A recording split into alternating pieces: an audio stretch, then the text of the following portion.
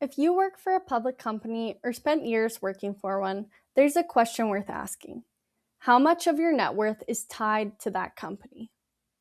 I regularly meet people who have 10%, 25%, or even half of their portfolio invested in a single company, usually by way of an employee stock program. You believed in the company, put in a lot of work to help it grow. But the problem is, if you let it go unmanaged, you can expose yourself to unintentional risk. So, what things should you be thinking about to make sure the wealth you've worked so hard to build works just as hard to support your future, your family, and your legacy? I'm Megan Yakobuski from Scotia Wealth Management, and today we're talking about 3 potential risks of owning a significant amount in company stock and what you can reasonably do to fix them.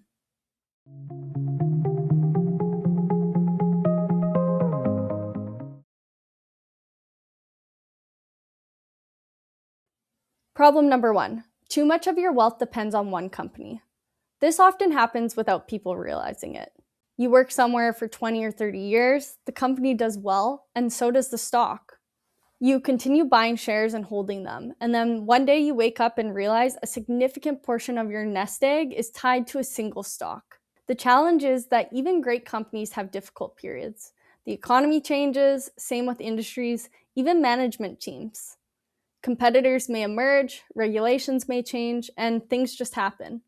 When one stock represents a large portion of your wealth, those events can have a much bigger impact than most people realize. So, if the risk here is concentration, the solution is diversification. Not because it's a bad company, but because your retirement, your family, and your future shouldn't depend on the success of a single stock. We do this by often coming up with a plan to sell out over time so that you can be diversified into the broader market.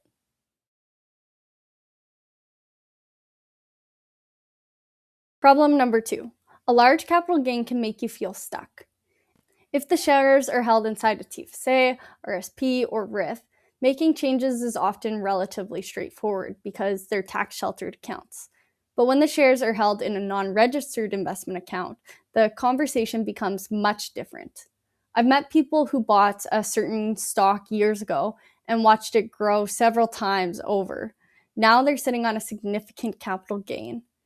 Maybe this isn't a problem today for you, but having a big tax liability can limit your flexibility in the future. For example, what happens if you want to buy a cottage in 5 years from now? What if you want to help your children enter the real estate market and help them purchase a home? What if you need a lump sum for your retirement income? Suddenly, accessing the money may come with a much larger tax bill than you expected. And even if you never plan to spend the money yourself during your lifetime, those capital gains don't disappear. Eventually, they become part of your estate. And we've seen before where the value gets cut in half of the amount your beneficiaries receive because of the taxes owed on that capital gain. That's why it's important to think about tax planning long before you actually need the money. If you're already sitting on a large capital gain, the solution is often not to sell everything at once. Many investors gradually reduce their position over several years by averaging out of a position. This can help spread out the tax liability while reducing concentration risk at the same time. A financial plan can also help identify certain years where your income may be lower, making it more attractive to realize a gain and diversify strategically. The goal isn't to avoid tax entirely, it's to create more flexibility, reduce future surprises, and make both your retirement and estate plan more efficient. Problem number 3: the stock no longer matches your goals. A stock that helped you build your wealth isn't always the stock that's going to help you achieve your future goals as well. Maybe you're trying to create retirement income, maybe you're looking for more stability in your portfolio, or maybe you're focused on preserving wealth for the next generation. At some point, the question shifts from, do I believe in this company, to, is this still the best place for my money? The solution is to build a portfolio around your goals. Because the purpose of your investments is to support your life, your family, and your future. And sometimes that means reducing a position that's been very successful. For many people, company stock was one of the reasons they became successful in the first place. The challenge is recognizing when a strength has quietly become a risk.